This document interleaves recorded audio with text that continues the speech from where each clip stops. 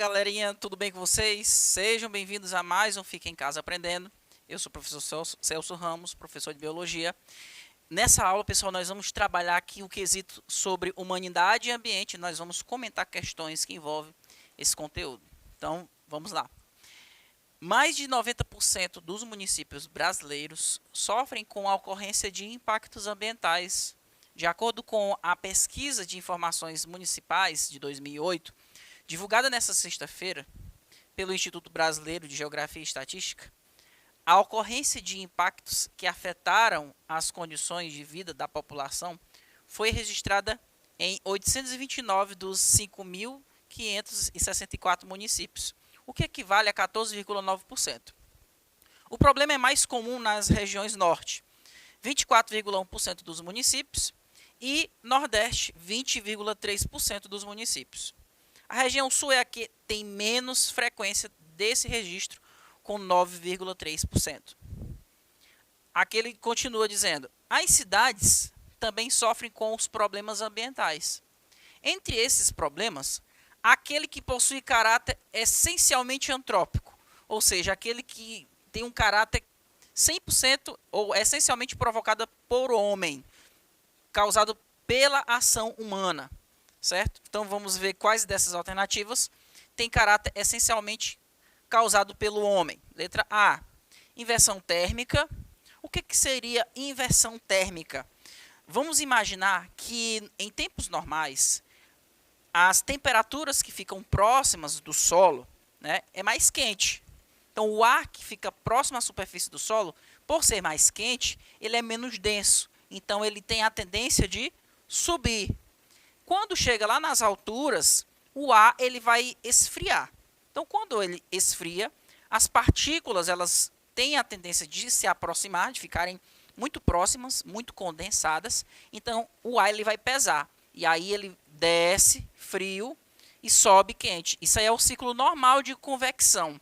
E nesse ciclo normal de convecção, os gases que ficam ali próximos à superfície do solo, ele é dissolvido. Isso aí é a convecção. Agora, o que ocorre com a inversão térmica? Na inversão térmica ocorre o contrário. Em épocas de inverno, por exemplo, nas grandes cidades, as temperaturas próximas ao solo é muito frio. Então o ar é pesado demais para ele subir e levar a poluição embora. Então o que acontece? O ar pesado fica próximo ao solo, a poluição fica acumulada nessa região e aí o ar quente fica lá em cima. Então isso é a inversão térmica. Causam vários problemas de saúde nas pessoas, tá? Mas só que a gente quer um tipo de impacto que seja essencialmente antrópico. A inversão térmica ela acontece no ambiente natural, porque com o inverno ocorre naturalmente essa inversão na temperatura. Ilhas de calor. O que seria as ilhas de calor? Sabe, nas grandes cidades que tem pouca arborização, cheio de prédios e construções, então essas construções têm uma tendência maior de absorver calor. Como as construções têm um calor específico muito pequeno, ela esquenta muito fácil durante o dia. Então, nas grandes cidades, com pouca arborização, você vai ter uma maior ocorrência, o calor vai ser maior do que nas regiões mais arborizadas. Então, eu posso dizer que a letra B vai ser a alternativa correta. Esse é um tipo de impacto essencialmente antrópico. Vamos analisar a seguinte situação. Se o homem não tivesse desmatado essa região aqui, será que haveria essa ilha de calor? Lógico que não. Por quê? Porque essa construção, essa diminuição das áreas arborizadas, elas contribuem com certeza para a formação dessas ilhas. A gente pode até comentar essas outras aqui, porque elas não são essencialmente antrópicas. Aquecimento global é um evento normal, que já acontece, né? Os gases do efeito estufa, que estão ali dissolvidos na atmosfera, estão constantemente absorvendo a energia solar e transformando essa energia luminosa em calor. E esse calor fica retido no planeta. É importante que o planeta tenha essa retenção de calor, até mesmo para que durante a noite, nos ambientes onde não vai haver iluminação solar, essa temperatura ela vai se manter constante. Isso é importante para o metabolismo dos seres vivos. Então é um evento normal, natural. Má drenagem do solo. Essa má drenagem do solo nem sempre ela vai ser causada pelo homem. Então a gente vai ter regiões naturais onde o solo ele tem a tendência de acumular água. E o efeito estufa, que é a mesma coisa que aquecimento global. Então ilhas de calor realmente é um tipo de impacto essencialmente provocado pelo homem, certo? Próxima questão. Diz o seguinte: as hidrelétricas são um exemplo de intervenção do homem sobre a natureza. Uma consequência ambiental da construção de barragens para a produção de energia vai ser o quê? Então, quais dessas alternativas vai apresentar uma consequência gerada pela construção de uma grande hidrelétrica ou de uma grande barragem, né, para a produção de energia? Letra A. Emissão de gás carbônico na atmosfera a partir das áreas florestais inundadas. De cara, a gente já tem a letra A como alternativa correta. Por quê? Imagina que uma floresta fique próxima a uma região onde vai se construir uma hidrelétrica. Para se fazer hidrelétrica, você tem que colocar ali uma represa para segurar a água, né? E essa água ela vai começar a ficar represada, ela vai se acumular. E aquela região do entorno vai começar a sofrer alagamento. Inclusive as pessoas que vivem nesses entornos, elas terão que se mudar, ser transferidas para outros locais. Agora, as árvores, as florestas, infelizmente elas permanecerão ali. E as árvores elas vão ser inundadas e elas vão morrer, vão apodrecer. Nesse processo de apodrecimento, vai acontecer, pessoal, um aumento no processo de decomposição da matéria orgânica que formava essa vegetação. E no processo de decomposição ocorre a respiração, né? Os decompositores promovem a respiração. E na respiração ocorre a liberação de gás carbônico, né? Consumo de oxigênio, porque a matéria orgânica ela vai sofrer ali o processo de decomposição, e liberação de oxigênio. Então, emissão de gás carbônico na atmosfera a partir das áreas florestais inundadas. Vamos ver aqui as outras alternativas. A letra B, ela diz o seguinte, ó, diminuição da umidade em razão da escassez de água. Ora, vai ter um represamento, como é que vai ter diminuição da quantidade de água disponível? Não, vai aumentar. Letra C. Menor oferta de recursos naturais não renováveis. Aqui a gente vai ter, pessoal, um acúmulo de água. A água é um recurso natural, né, renovável, não é isso? A letra D. Maior concentração de populações ribeirinhas ao redor das áreas ocupadas pelas águas. Não. Essas populações terão que ser migradas, levadas ou transferidas para uma outra região, porque senão elas vão perder suas casas, né? Então elas precisam ter essa mudança. Letra E, diminuição da concentração de oxigênio nas bacias de drenagem diretamente afetadas. Então, pessoal, é a letra A mesmo, tá? Essa quantidade de gás carbônico liberada bem aqui, ela contribui, ela acontece nesse processo de alagamento dessas áreas, tá? Questão do Enem de 2015. Vamos ver como que ela caiu falando sobre esse assunto de humanidade e ambiente. Diz o seguinte: a questão ambiental, uma das principais pautas contemporâneas, possibilitou o surgimento de concepções políticas diversas, dentre as quais se destaca a preservação ambiental, que sugere uma ideia de intocabilidade da natureza e impede o seu aproveitamento econômico sob qualquer justificativa. Então presta bem atenção em algumas palavras-chave aqui do texto. Olha aqui, ele fala de intocabilidade da natureza, não se pode tocar, não se pode usufruir, né? Impede o seu aproveitamento econômico sob qualquer justificativa.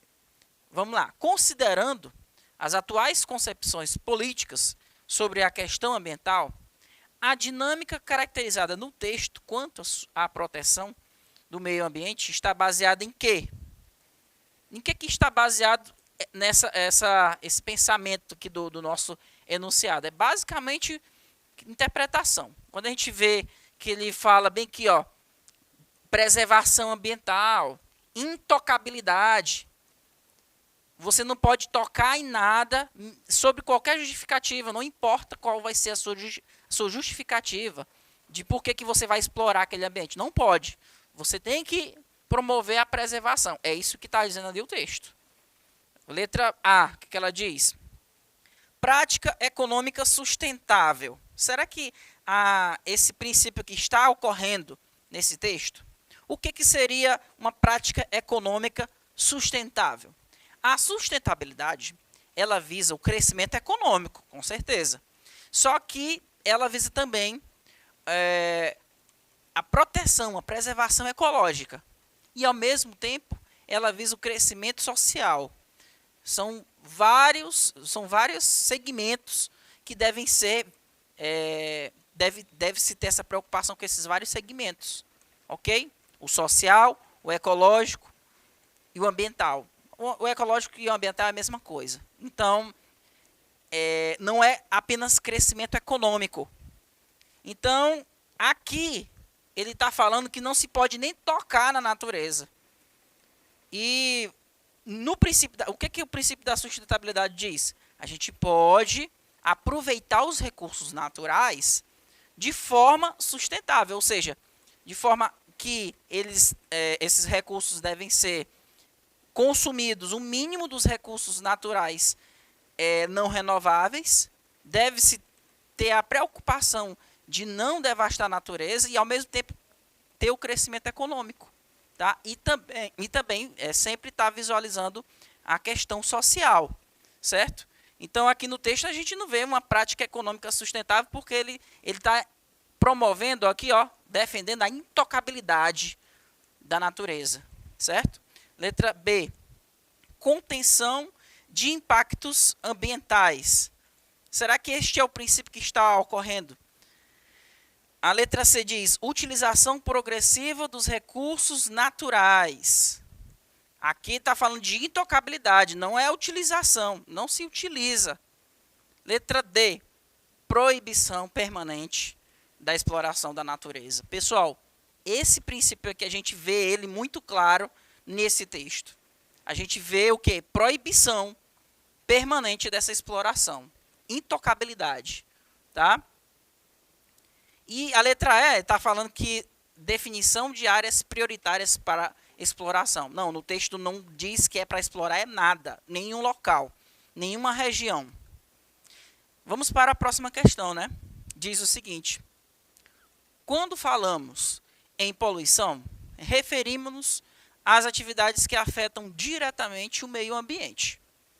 Ela pode ser desencadeada por vários agentes, tais como esgoto, pesticidas, resíduos sólidos e petróleo. O tipo mais perigoso de poluição é, sem dúvida, a radioativa, também chamada de nuclear. No Brasil, em 1987, um grave acidente com radioatividade afetou Goiânia, levando 4 pessoas à morte, segundo registros oficiais, e contaminando várias outras. O acidente em Goiânia foi causado por qual elemento radioativo? Então, questão clássica, né, sobre acidente ambiental ocorrido no Brasil, o acidente de Goiânia, que envolveu, pessoal, o césio, tá? Que é um elemento, é um radionuclídeo, um elemento radioativo.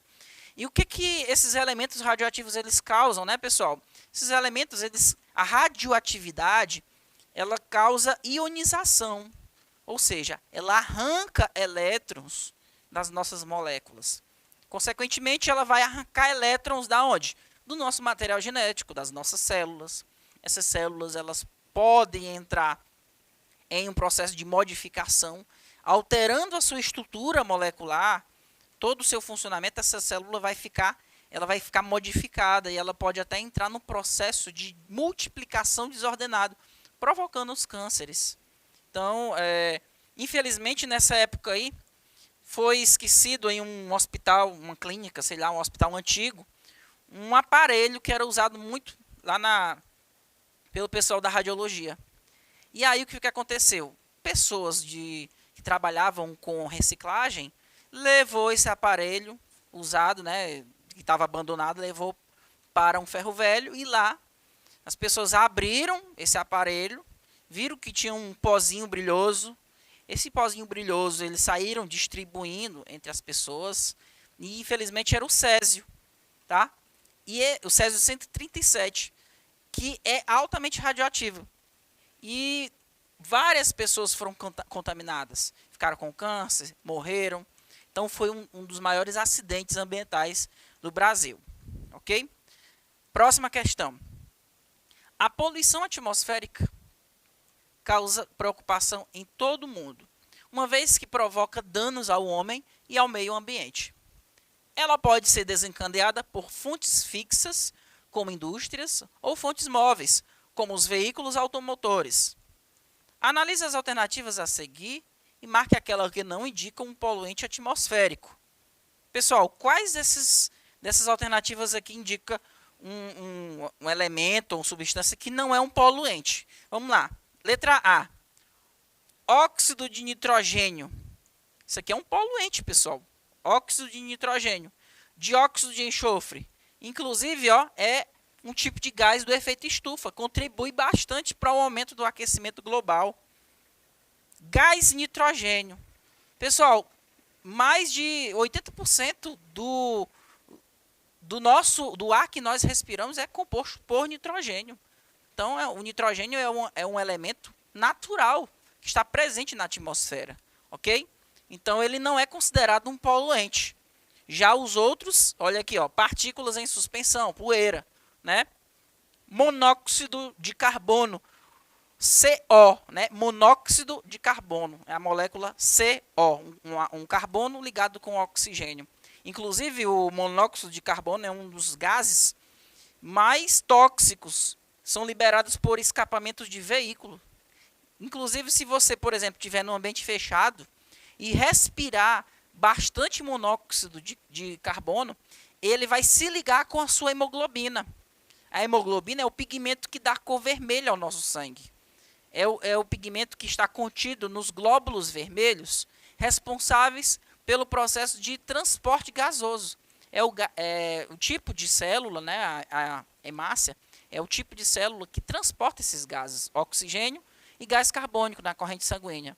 Quando você respira monóxido de carbono, ele vai se ligar à hemoglobina dessas células de maneira irreversível, impedindo que elas consigam se ligar ou ao oxigênio ou ao gás carbônico. E aí o indivíduo, depois que ele sai desse ambiente fechado, mesmo que ele for respirar o gás normal, o oxigênio ou o gás carbônico, ele não vai conseguir respirar, porque as suas hemácias estarão todas ocupadas com monóxido de carbono. Então, é um gás muito tóxico para a nossa saúde, pessoal. Próxima questão, vamos lá. A poluição da água, muitas vezes, é confundida com a sua contaminação. Analise as alternativas a seguir e marque aquela que melhor indica a definição de água poluída. O que seria água poluída, né, pessoal? Letra A. A água poluída é aquela que possui alterações em suas características químicas e físicas, tais como mudanças no cheiro, cor e sabor. Pessoal, eu tenho aqui mudanças nas características químicas e físicas. Então, se está ocorrendo mudança química, logicamente você vai ter também, ó, mudança do cheiro, mudança da cor e do sabor desse componente, certo? Toda e qualquer alteração química envolve mudanças nessas características aqui. A cor, o cheiro, né, e o sabor. Então, a letra A é a alternativa correta. Tá? A água poluída é aquela que possui essas alterações, na parte química e na parte física.